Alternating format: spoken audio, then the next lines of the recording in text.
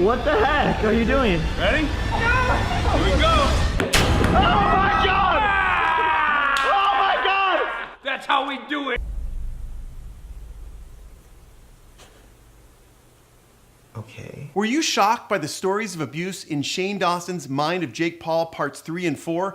If so, come with me into the heart of the matter. I'm going to give you my legal review and the real story behind those stunning moments. Hi everybody, I'm attorney Ian Corzine, and if you're down for videos on the legal side of social media, well then give me a like, subscribe, and also hit that little bell button too. Today we're breaking down Shane Dawson's Mind of Jake Paul parts 3 through 4, and be sure to stay to the end of the video when I'm gonna give all you Shane Dawson fans something a little special. All right, let's get to it. So in part 3, Shane Dawson details an incident that took place with Jake Paul's dog. Let's watch. What happened?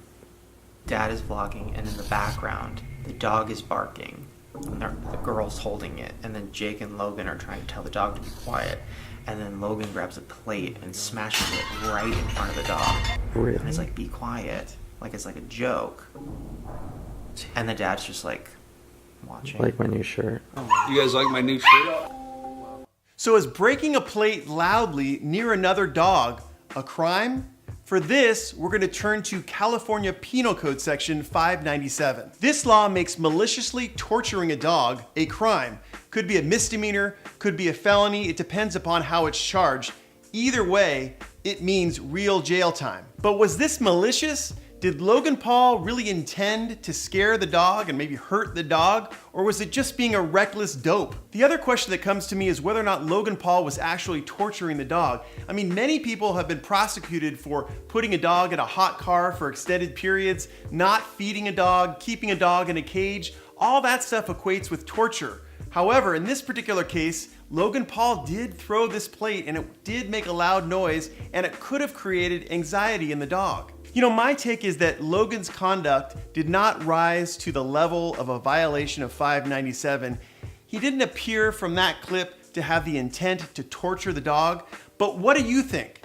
I want to hear from you. If you think that Logan is liable for a violation of 597, he committed dog abuse, then write dog in the comments. If you believe that Logan was merely being a kind of a reckless idiot, but is not liable for a crime, then write Logan in the comment section below. All right, let's move on to discuss Logan Paul's accusation of child abuse by his father, Greg Paul. Let's watch. Why did Dad beat my ass when I was growing up?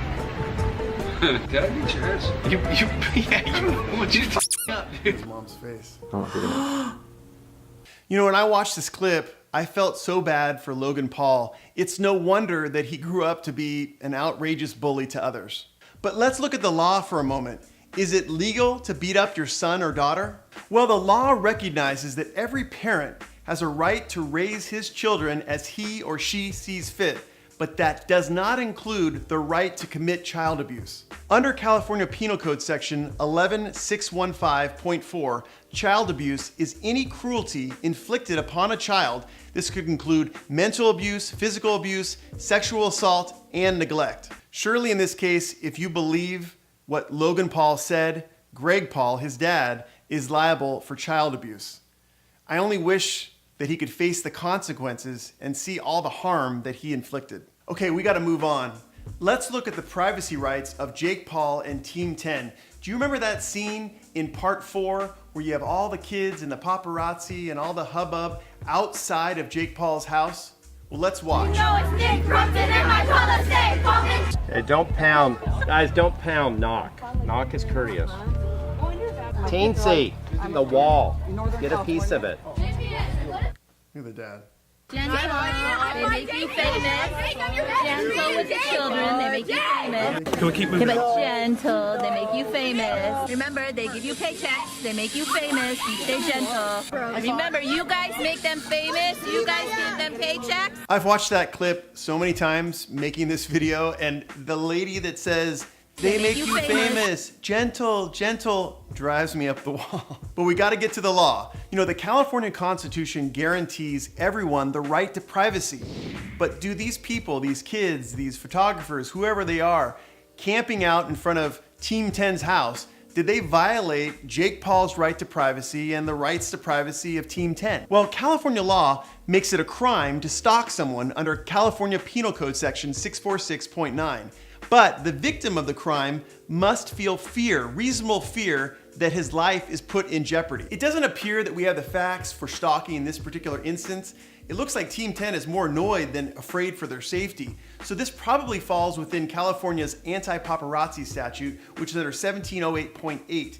Under this particular code, a person that trespasses with the intent to be able to get something from the occupant is liable for 3 times the damages caused to that victim. A couple of questions come to me from this clip. The first one is, are the people that are camping out at the Team 10 house, do they really want something from Jake Paul and Team 10? Probably, maybe, I don't know. But even if they did, was Jake Paul or Team 10 actually damaged in a measurable way? You know, my personal opinion is that it would be hard to hold these kids, these photographers, liable for a violation of 1708.8. And the reason why is we just don't know enough about what their intent was to be at the premises. Now, as for the mom... Remember, you guys make them famous. But what do you think? If you think that these kids are trespassing and violating the privacy rights of Team 10, then you need to write trespass in the comments. However, if you agree with me and there's not much of a case against these kids, these photographers, for camping out at the Team 10 house, then write no trespass in the comments below. Now let's move on to the allegation that Greg Paul, Jake Paul's dad, verbally, or as we say in court, orally abused the employees of Team 10. Oh wait, there's like news about the dad? Where? Wait, there's like news? Nick Crompton reveals Jake Paul's dad abused Team 10 members and employees. Greg Paul, the dad of Jake and Logan Paul, has reportedly completely taken over Jake and Logan's businesses. People had an issue with being verbally abused, watching their coworkers be fired around them, and not being kept in the loop. Apparently, Greg Paul doesn't know how to act. He calls people and derogatory terms at work. If that's true, then that definitely counts as verbal abuse, and we'll have to wait and Okay. Now, under California law, verbal abuse by itself of employees is not against the law. It's not prohibited. The only exception to that rule is when the verbal abuse impacts the race, ethnicity, sex, sexual orientation, medical condition of the given employee. Then you have a violation of California law. You know, in this case, it's hard to tell exactly what Greg Paul's comments were. It's hard to pinpoint whether or not they impacted the protected class, they were racially based or they were sexually based or something like that.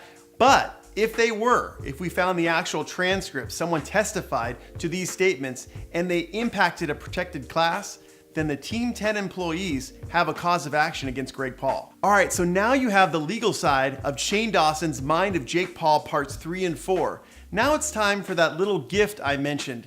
In the description section below, you can find a link. That link will take you to my exclusive video. It's exclusive, made just for you, in which I talk about what I think is really behind Shane Dawson's documentary. You know, if you watch the videos together, you'll see that there are some unanswered questions. Shane Dawson makes some pretty inflammatory comments, and yet he appears to back away from them later on. In this exclusive video, you can find out my answers to why Shane Dawson is kind of taking this route. All right, guys, if you want to see another breakdown, another legal breakdown of Shane Dawson's documentary, leave me a little heart emoji in the comment section below. Otherwise, hit the like button and subscribe, and don't forget to push the bell button, which is right next to the subscription button.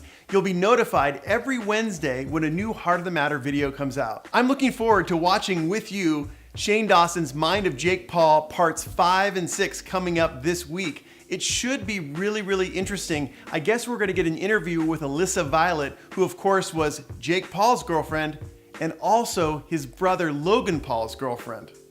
All right, until then, see you next time.